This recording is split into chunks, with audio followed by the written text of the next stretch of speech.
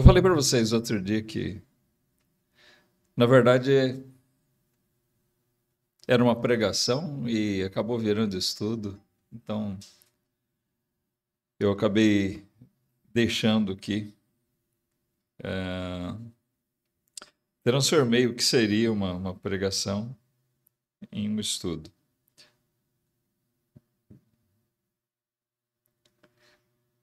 Como eu falei, é um pequeno estudo, tá, irmãos? Eu acredito, assim, que para 2 semanas.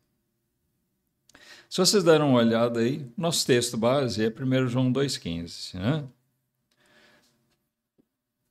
É um texto que a gente já conhece bem, tem sido alvo de algumas pregações antes.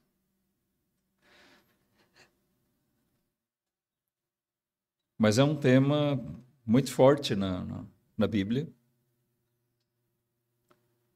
Ele é abordado de várias maneiras. E ele diz: não ameis o mundo, nem o que no mundo há. Se alguém ama o mundo, o amor do Pai não está nele. Então aqui a gente tem uma exortação a que o crente não deve amar o mundo. Mas nosso pensamento aqui no sentido de estudar a respeito desse assunto, irmãos, não é propriamente estudar esse versículo, mas coisas que estão envolvidas com ele. Porque às vezes a gente não tem uma ideia muito clara do que está se falando, né? Fica meio vago. Mundo. O que é o mundo? Será que todo crente para pensar realmente o que é o mundo? A gente fala de mundanismo. Quando fala de mundanismo, a gente já logo pensa, né, naquelas coisas mais pecaminosas possíveis, vícios, etc. Imoralidade. Bom, também faz parte, claro. Mas será que mundanismo é só isso? O mundo se resume a isso quando a Bíblia fala de mundo? Bom, primeiro a gente precisa ver que existem contextos diferentes. Até fiz um tipo de uma brincadeira aqui na introdução desse estudo, só para demonstrar como, às vezes, a palavra, a gente precisa atentar para o significado dela, né? Porque se, por um lado, João escreve aqui, não amem o mundo e nem o que há no mundo. Esse mesmo João, a gente conhece muito bem, ele escreveu lá em João 3,16 que Deus amou o mundo. Ué, se Deus amou o mundo, por que eu não devo amar? Então, o que nós colocamos aqui? É claro que nós estamos falando em contextos diferentes, tá certo? O mesmo autor, João, e eu fiz questão de pesquisar, tá, e trazer para vocês aqui. O João usa as mesmas palavras, as mesmíssimas palavras, tá? Se você observar aí, eu não estou lendo o texto da apostila, estou comentando em cima do que está ali, hein? Mas você vai observar logo ali na introdução, nós temos os dois textos com o trechinho em grego, inclusive. Tá? 1 João 2,15, que é esse que nós lemos aqui, está escrito em grego e ali transliterado, me agapate ton cosmon. Tá? Não ameis o mundo. Me é não, é negativa. Agapate, esse é um termo que vocês estão mais familiarizados. Agapate lembra o quê? Ágape, né? É um termo que a gente conhece bem. Ágape, amor ágape. Usam muito essa palavra aqui. Ágape, aquele amor sacrificial. Né? Então, me agapate é não amem, não ameis. Esse tom é um artigo, né? Aqui se referindo a alguma coisa, o cosmon, o cosmos, também é outra palavra que a gente já está mais ou menos acostumado, né? O cosmos, universo, mundo, tá? Essa palavra é usada para se referir a um mundo, é traduzida por mundo, mais comumente. Tá? Então, olha, ele usa o verbo ágape, na forma aqui agapate, só muda por causa da declinação, né? Conjugação desses verbos. E em João 3,16, ele diz roto gar gapesen hoteos ton cosmon. Tá? Esse ruto gar aqui é a expressão que dá e assim, ou porque, ou de maneira que. Aparece um pouquinho diferente a escrita aqui, o egapesen, porque está falando do amor de Deus, não na segunda pessoa, vocês, está falando dele, Deus, a terceira pessoa, mas também, percebe aqui? Egapesen, é ágape também, aqui na forma egape, tá? Ho, theos, é o Deus, ton, cosmon, o mundo, tá? Então, está dizendo aqui, porque assim Deus amou o mundo. Então, apesar da declinação da palavra diferente, ele está usando as mesmíssimas palavras. E o João fala que Deus amou o mundo, mas depois ele fala, na primeira carta, que nós não devemos amar o mundo. Não tem contradição bíblica e nem é um contrassenso de Deus, de dizer que a gente não deve fazer uma coisa que ele mesmo faz, né? Mas sim textos que têm que ser compreendidos dentro do próprio contexto dele.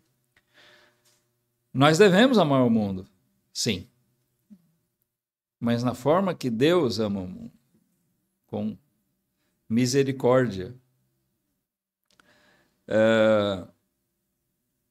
movidos pela compaixão dele, mas não amarmos o mundo no sentido de nos apegarmos ou nos afeiçoarmos a ele. O mundo, em João 3,16, tá? Então, só voltando um pouquinho aqui, amar, aqui tem um sentido um pouco diferente nas duas passagens, né? Amar de ter, no sentido de ter compaixão pelo mundo, sim. Amar no sentido de se apegar ao mundo, não. Tá? Então, isso que torna distinto, é uma das coisas que torna distintos os dois versículos. E a palavra mundo aqui também, em João 3,16, se refere às pessoas. Deus ama as almas, as pessoas. E 1 João 2,15 se refere ao mundo como aquele sistema de coisas e valores que se opõem a Deus. Então, nós temos aqui sentidos diferentes para a mesma palavra e que tem que ser aplicados corretamente, né? Então, a ideia do estudo aqui, irmãos, é a gente avaliar um pouquinho sobre, primeiro, o que é realmente esse mundo, tá? Amar, fica claro, acho que a gente pode resumir a ideia. Tá? Amar no modo de Deus, sim, compaixão. Amar no sentido de se afeiçoar, se apegar ao mundo, é que nós não podemos fazer. É isso que João está dizendo. E ele está se referindo a esse sistema do mundo, né? Esse sistema que se opõe a Deus. Então, é lógico que a gente pensa, quando fala mundo, mundanismo, né? Esse termo empregado na linguagem, na nossa linguagem religiosa, na nossa linguagem eclesiástica, nosso vocabulário eclesiástico, a gente pensa diretamente naquelas coisas mais pecaminosas, né? Como a gente citou no princípio. Mas será que o mundo se resume a isso? Tá? Eu gostaria de, assim, levar todos nós a pensarmos sobre isso. Esse mundo, esse sistema de coisas, ele é mais abrangente do que aquilo que talvez a gente pense num primeiro momento de uma forma mais simplória.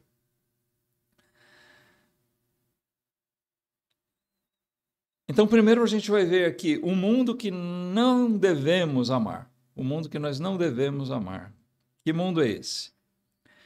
É aquele modo de vida dominado pelo apego às coisas materiais e prazeres de uma vida passageira.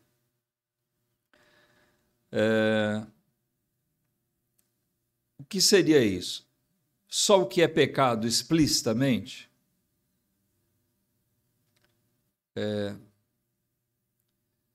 Tem coisas que são, assim, mais sutis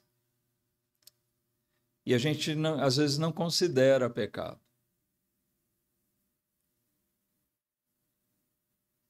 Por exemplo, trabalhar é pecado? Hã? Não. De maneira nenhuma. Até Paulo diz, né?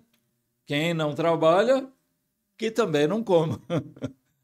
Ué, então, existe uma ordem, nós devemos trabalhar. Então, não é pecado. Mas o trabalho pode ser afetado pelo mundanismo, ou seja, esse modo de vida dominado pelo apego às coisas materiais e prazeres, que nos fazem pensar só nas coisas presentes e colocamos Deus em segundo plano. Tem uma hora que o trabalho começa a se opor à vontade de Deus. Uma coisa que eu sempre falei, olha, lá no interior era muito comum determinados trabalhos, né? Quando eu morei lá e pastorei a igreja lá em Sudmenúcio, alguns irmãos eram caminhoneiros. E tinha outros jovens que sonhavam ser caminhoneiros. Porque é uma vida assim que parece uma vida de aventura, né? Pegar a estrada, conhecer esse Brasilzão afora. A gente gosta de conhecer lugares novos. Né? Tem gente que gosta de dirigir, pegar a estrada. Eu gosto. Mas eu não gostaria de ser caminhoneiro. Por quê? Qual é o problema? Ser caminhoneiro é pecado em si? Não, é um trabalho digno. Nós precisamos dos caminhoneiros. Mas é um trabalho que consome o tempo, coloca em risco, porque se passa longos períodos fora de casa. Então, um caminhoneiro, por exemplo, ele vê sua vida familiar prejudicada, porque ele passa a maior parte do tempo longe. Um caminhoneiro, será que um irmão caminhoneiro poderia ocupar algum cargo, alguma função na igreja? Não, porque você não pode contar com ele. Já pensou se o pastor for caminhoneiro?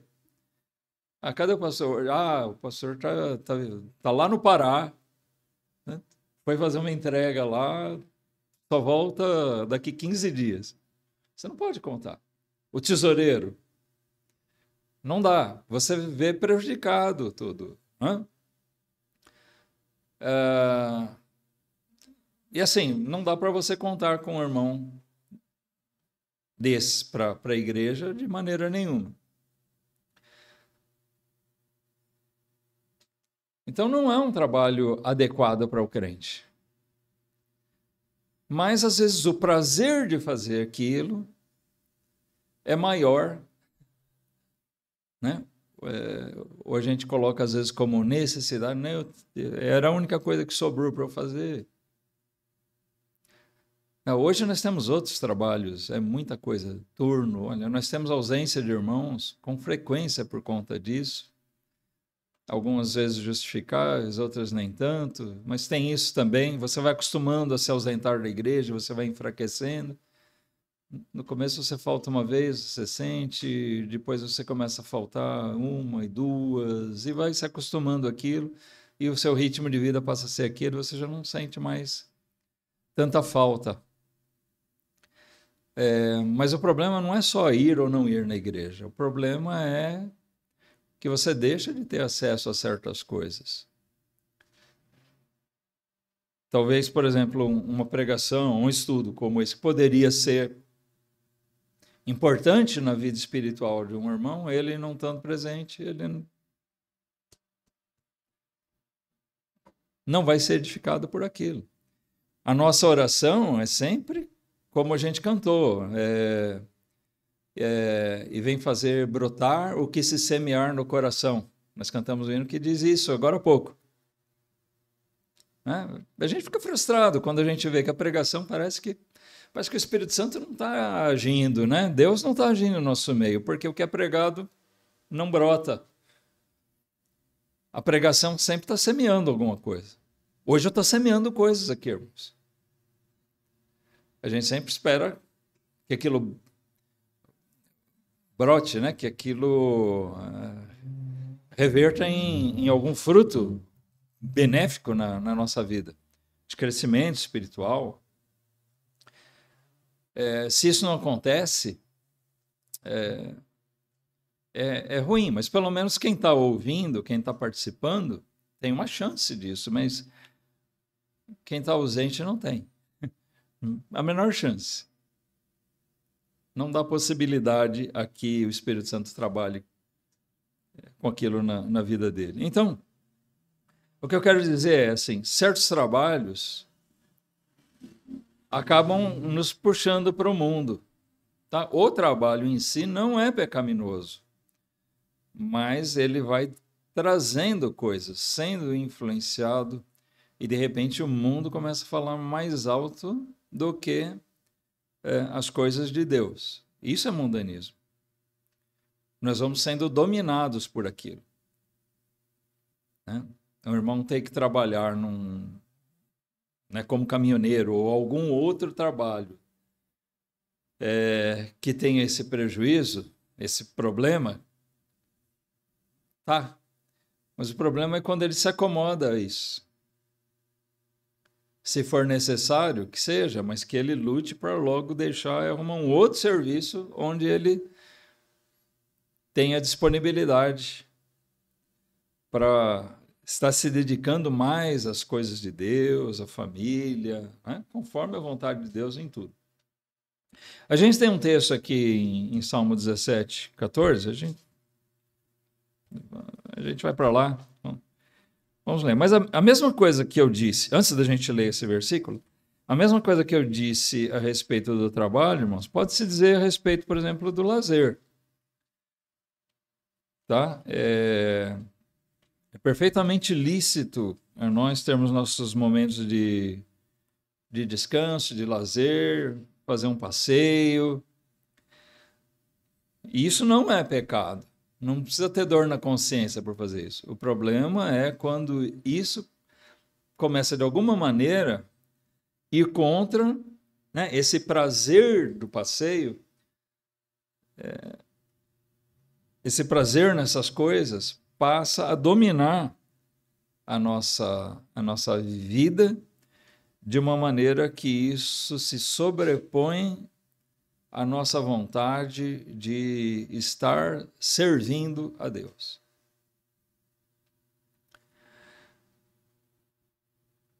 Salmo 17, 14, aqui Davi diz o seguinte: Dos homens com a tua mão, Senhor, dos homens do mundo, cuja porção está nesta vida e cujo ventre enches do teu tesouro oculto.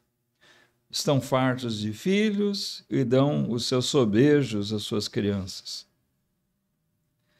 Então, notem que Davi está falando aqui, na verdade, daqueles ímpios, homens ímpios, que eram inimigos dele. Mas ele fala, Deus concede a eles coisas, mas é nisso que eles se satisfazem. Os homens do mundo, olha o termo que ele usa aqui, os homens do mundo, são os homens que vivem nesse sistema de coisas voltados para as coisas materiais. Eles não se importam com Deus. Isso é mundanismo. E Davi expressa isso muito bem quando ele diz aqui, cuja porção está nessa vida.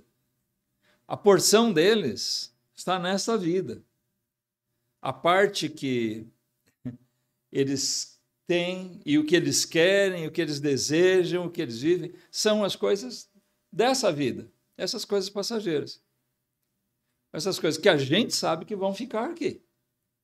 Então, é apego a prazeres, apego ao lazer, ao trabalho, a riquezas, bens, né? Roupas, carros, casas, tranqueiras. Tem gente, né, que é apaixonado por comprar. Saiu alguma coisa nova, ele logo quer comprar. Na cabeça dele, ele tem que comprar.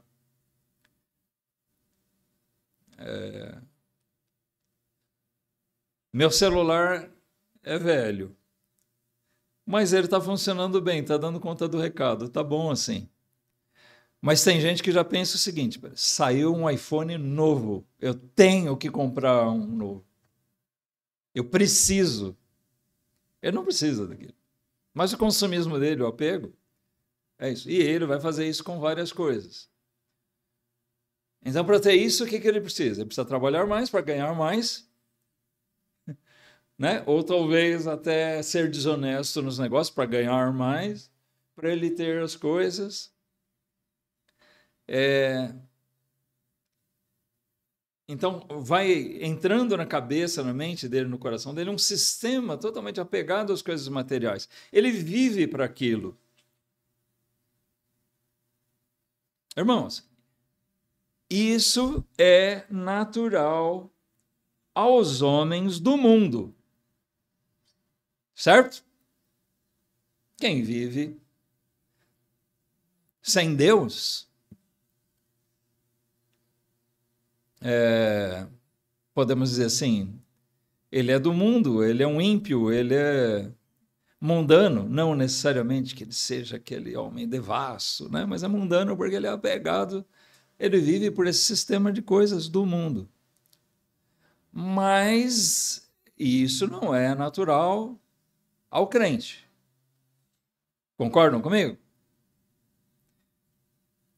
Ele viver voltado para essas coisas. A nossa porção, né, nós vamos ver isso melhor mais para frente, mas é importante desde já a gente fazer essa distinção. A nossa porção não está nesta vida. Amém? Tá? Mas os homens do mundo, sim, a porção deles está nesta vida. E Deus permite que eles tenham. Deus não faz aquele sistema de que, né, tem vários sitiantes ali, um é crente e os outros ímpios, e Deus faz chover só na terra do crente. Não existe isso. Né? Vai chover para todo mundo, e talvez chova mais para o ímpio do que para o crente.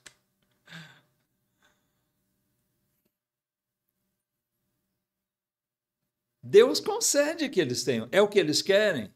Deus permite. Deus permite que eles tenham. Mas essa é a parte deles. É o que eles querem. Eles vivem para isso.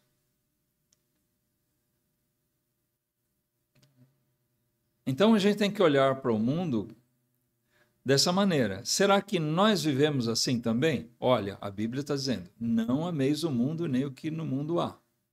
A nossa porção não está nessas coisas. Amém? Vamos lá.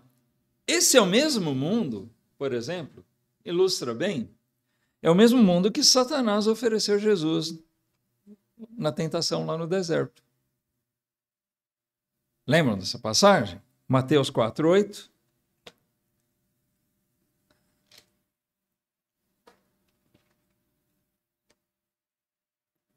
Será que Jesus iria cair nessa?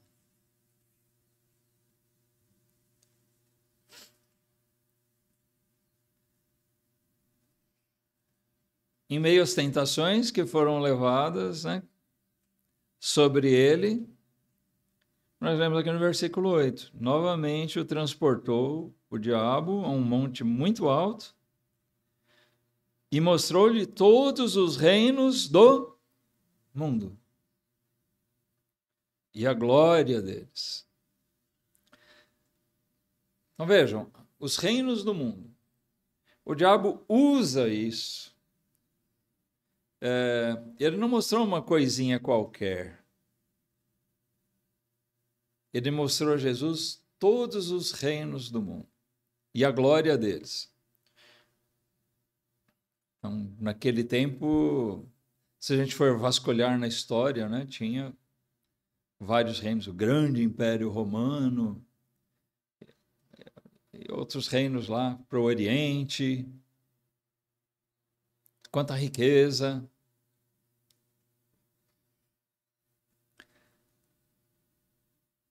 A gente pensa, nunca que Jesus cairia, né, numa tentação dessa. E por que não? Jesus estava ali em forma de homem. O diabo, ele sempre vai tentar.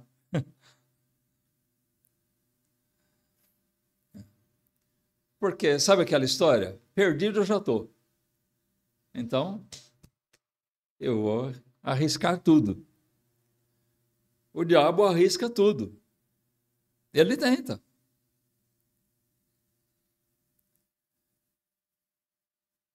Ele é astuto, ele é inteligente, mas ele não é onisciente. Ele não é totalmente sabedor de todas as coisas. De maneira que ele ainda parece cogitar poder reverter algumas coisas. E foi o que ele fez com Jesus. Agora eu diria assim, irmãos, o ponto importante aqui desse texto é o seguinte: se ele usou isso como arma para tentar o próprio Senhor Jesus, é muito claro que ele pode e certamente vai usar essa arma do mundo para seduzir outros também. Concordam comigo?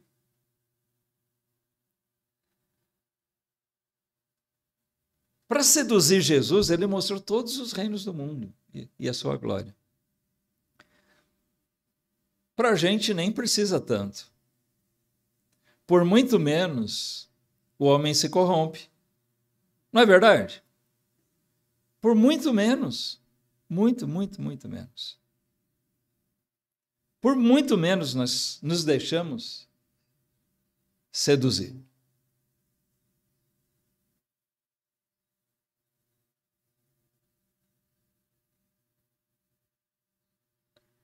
E eu estou falando do homem em geral. Tanto o ímpio, o incrédulo, quanto o próprio crente. Bom, nós vamos ver que nós temos um recurso.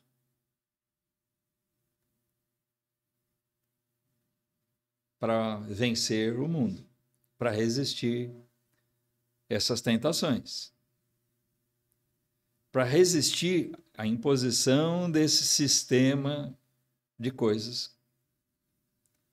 Nós temos recurso, mas é um recurso que nem sempre nós usamos.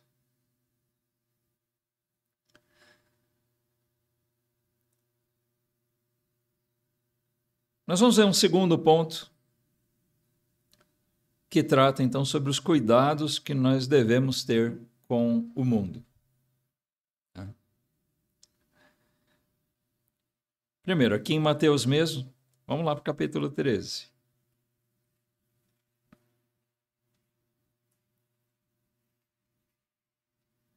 Versículo 22. Vamos lá, vou pedir para algum irmão ou irmã. Vamos lá, um irmão lê Mateus 13, 22 e uma irmã lê Mateus 16, 26.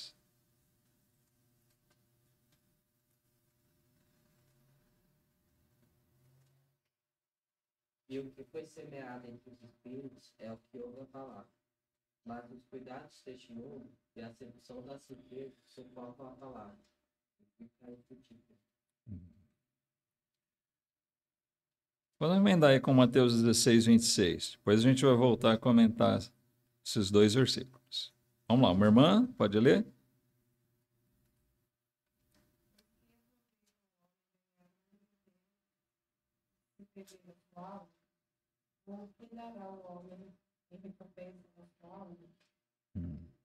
Tá. Nesses dois textos aqui, irmãos, a gente vê o mundo como um empecilho, percebem? Como um impedimento à conversão de alguém.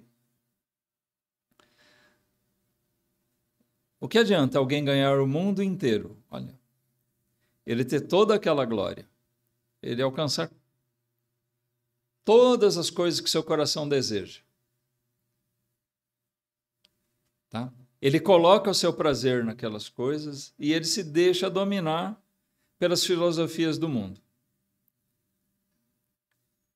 É aquela roupa de marca, é aquele carrão, é casa, é passeios, viagem para a Europa, para tudo que é canto aí, né?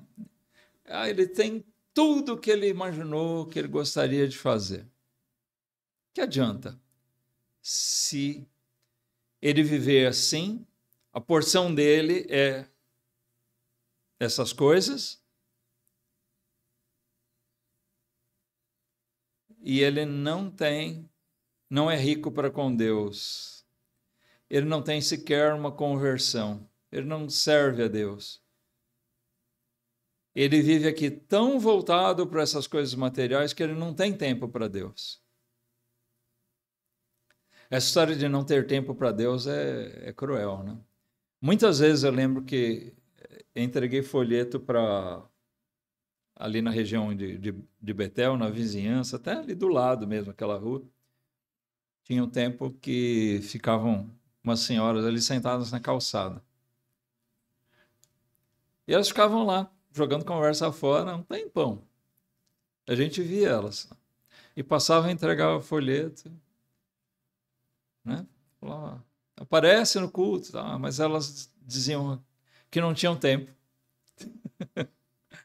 É engraçado, né? Não, eu não tenho tempo para ir para a igreja. Eu tenho tempo para ficar aqui sentado na calçada, jogando conversa fora, mas eu não tenho tempo para ir à igreja ouvir sobre a palavra de Deus. A questão é que não tem interesse. O prazer daquelas pessoas estava em fazer aquelas coisas. Fica ali, sei lá, fazendo fofoca, fazendo o quê? Né? Conversando sobre coisas que agradam ela, mas ela não tem prazer nas coisas de Deus.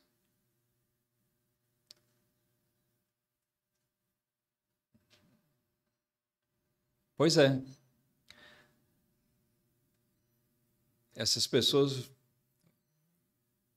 podem alcançar todo o prazer do mundo, que elas almejam.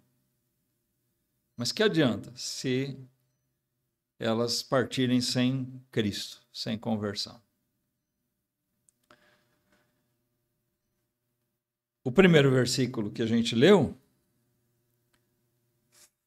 retrata bem disso. Até alguém que ouve, essa pessoa chega a ouvir. Foi semeado, né? Esse versículo aqui, Mateus 13, 22, está falando de que passagem é? A parábola do semeador, isso. Então, tem a semente é a mesma, Jesus depois explicou, né? A semente é a palavra, mas o tipo de terreno, o tipo de solo é que é diferente. E aqui ele ilustra com a semente que caiu entre os espinhos. Ele fala, os espinhos estão ali, a semente caiu lá embaixo, mas ela fica sufocada, começa a querer brotar, mas o sol não bate e aquilo abafa o desenvolvimento daquela semente. Então, isso acontece também, como Jesus ilustra aqui, então, na questão da pregação da palavra. Quando Jesus explica isso aqui, ele explica exatamente que esses espinhos são os cuidados desse mundo. Aqui ele, na verdade, já está explicando, né? Aqui já é a explicação da parábola. O que ouve a palavra, mas os cuidados deste mundo e a sedução das riquezas sufocam a palavra. Então ela fica infrutífera. Ela não desenvolve. Então, às vezes, você prega a palavra e ela não frutifica. Os espinhos dos cuidados do mundo sempre farão com que a palavra não frutifique. Tá? Então, aqui nós vemos aplicado no sentido da conversão. Mas, irmãos, nós podemos ir mais longe. Como a gente está pregando, né, para uma maioria de crentes, também cabe a gente observar que os cuidados desse mundo também sufocam a semente daquilo daquilo mais que a palavra tem a nos dizer. Por que é que o crente não cresce? Me responde isso. Não seria natural que todo crente ele crescesse em amor? Não seria natural que todo crente crescesse no conhecimento da palavra? Que ele se desenvolvesse, que ele fosse cada vez mais forte? Mas é o que a gente vê? Não. A gente vê crentes, alguns que até andaram bem antes, e agora você vê ele desanimado, fraquinho. Parece que desaprendeu coisas que antes ele defendia da palavra de Deus. Hoje ele já não tem aquela firmeza, ou até mudou de opinião.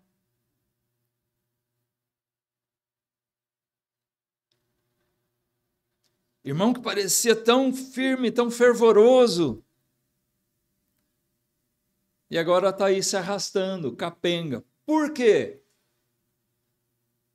Porque a palavra de Deus não está frutificando nele. E sabe o que está acontecendo? Qual que é o problema? Os espinhos. É muito cuidado com essa vida. É muita preocupação com essas coisas. Sabe que é até por isso que Paulo falou que era melhor que o crente nem casasse?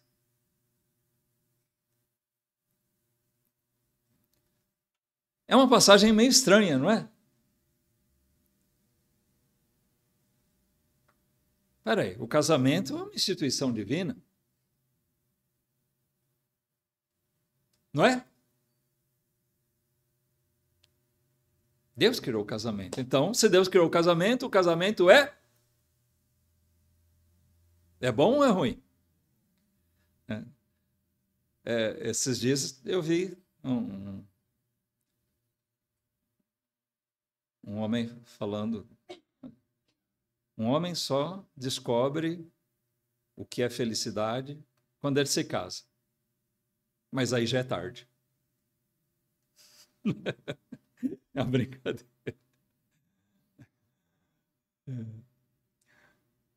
Se nós estamos fazendo a vontade de Deus, estamos fazendo algo que Deus estabeleceu, é bom. Mas Paulo alerta justamente com o perigo que o casamento traz. Porque é certo que o casamento vai nos levar a ter cuidados que vão ocupar. Nós vamos ter filhos, nós vamos ter o cuidado um com o outro, a mulher crente com seu marido, ela vai ter que se desdobrar e vice-versa, né? Então, Paulo não está falando bobagem. Mas isso é contornável. Viu? Vitor, Melissa, dá para contornar isso. Mas o problema é quando a gente faz com que o casamento, em vez de, apesar dessas dificuldades, ser benéfico para o nosso crescimento conjunto, mútuo, espiritualmente falando, a gente começa a deixar os cuidados do casamento minarem as nossas energias para a nossa vida espiritual. E aí vão se somando outras coisas. Então, os cuidados com o casamento, eu falei, trabalho é lícito, passeio é lícito, casamento é lícito, tudo isso é lícito e é bom. Mas, se for dominado pela filosofia do mundo, tudo isso vai ser impregnado de coisas que vão prejudicar e vão abafar a palavra de Deus. Vão contaminar o nosso progresso na palavra de Deus. Tá? Então, vejam bem, cuidados que nós devemos ter com o mundo. Primeiro é esse: o mundo impede uma conversão. Mas também o mundo seduz através das suas filosofias. Vamos ler Colossenses capítulo 2.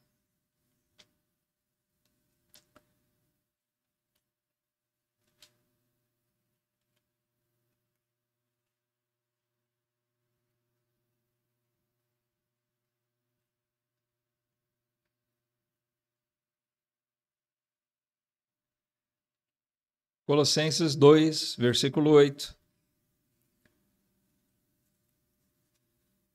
Em que Paulo escreveu o seguinte: tende cuidado para que ninguém vos faça presa sua, por meio de filosofias e vãs sutilezas, segundo a tradição dos homens, segundo os rudimentos do mundo, e não segundo Cristo. Então, nesse versículo aqui, irmãos, transparece bem aquele conceito sobre o que é o mundo. Quando a Bíblia se refere ao mundo dessa maneira, aquele sistema de coisas que se opõem a Deus. Então, notem que ele coloca aqui, Paulo coloca aqui como essas filosofias e vãs sutilezas que são segundo a tradição dos homens, segundo os rudimentos do mundo e não segundo Cristo. Porque elas se opõem a Deus, se opõem a Cristo. Mas o apóstolo Paulo está alertando os irmãos lá de Colossos e a nós que tomemos cuidado. Olha o começo do versículo. Tenha cuidado. Nós somos alertados. Por quê? Porque as filosofias do mundo estão aí para seduzir a gente. Tá? Elas são, muitas vezes, sutis. Elas se introduzem na nossa vida, no dia a dia ali. E se a gente não tomar cuidado, não percebe.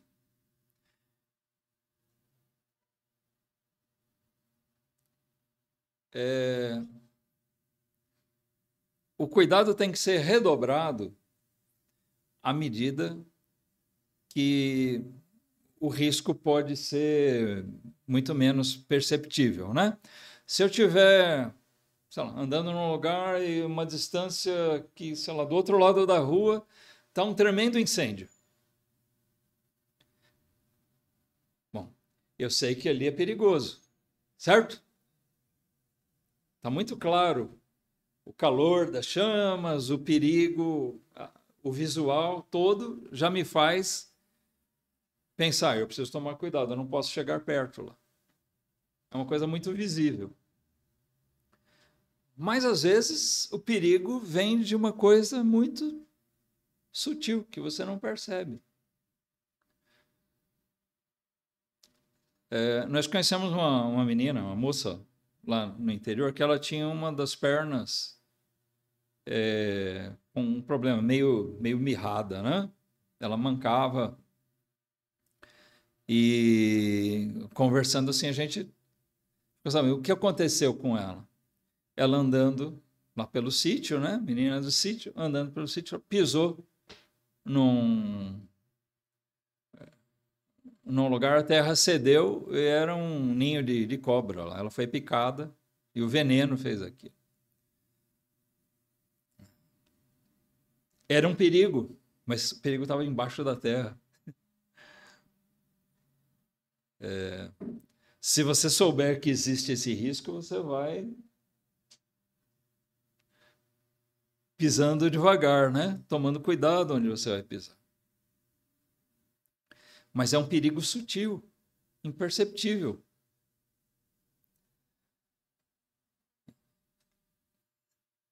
E nós sabemos, e Paulo sabia muito bem, que o diabo, sendo astuto como ele é, ele usa muito dessa arma, da sutileza. Então, muita coisa do mundo se impõe, penetra na vida da gente numa forma sutil, se a gente não tiver cuidado. As igrejas hoje, se nós olharmos sinceramente, a maior parte das igrejas já não parece uma igreja. As pessoas estão se acostumando. Mas você vai lá, parece mais uma casa de show. As pessoas que estão lá são artistas. Elas estão fazendo uma arte, um show, em vez de ser um culto a Deus.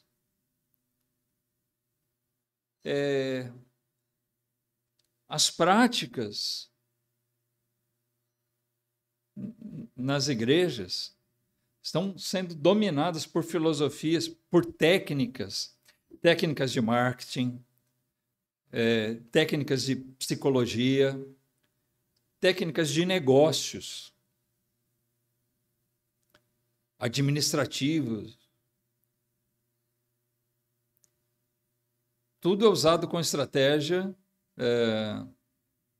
para atrair, seduzir. Mas se isso realmente fosse usado para a glória de Deus, vá lá, né? Mas o que a gente vê também é que muitos estão, na verdade, construindo impérios, interesses financeiros. E a gente está vendo o mundo entrar cada vez mais na vida das igrejas e dos crentes. Não há cuidado. É difícil perceber o que realmente é focado em Deus e, né, se é uma igreja, está falando de Deus, né? Então a gente vê mais a onda dos coachings, né, que estão treinando muitas vezes visando enriquecimento, trabalhando no psicológico das pessoas.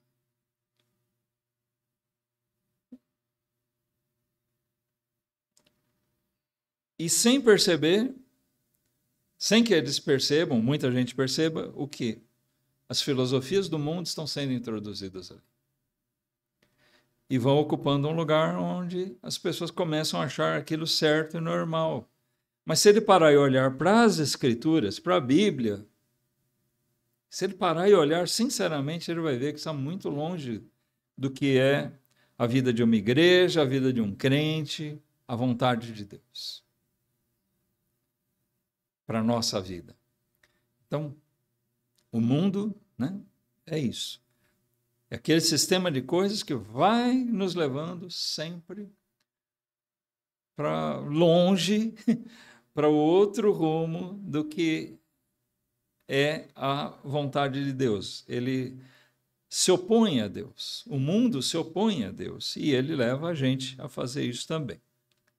Bom, nosso horário está avançado, eu vou parar aqui.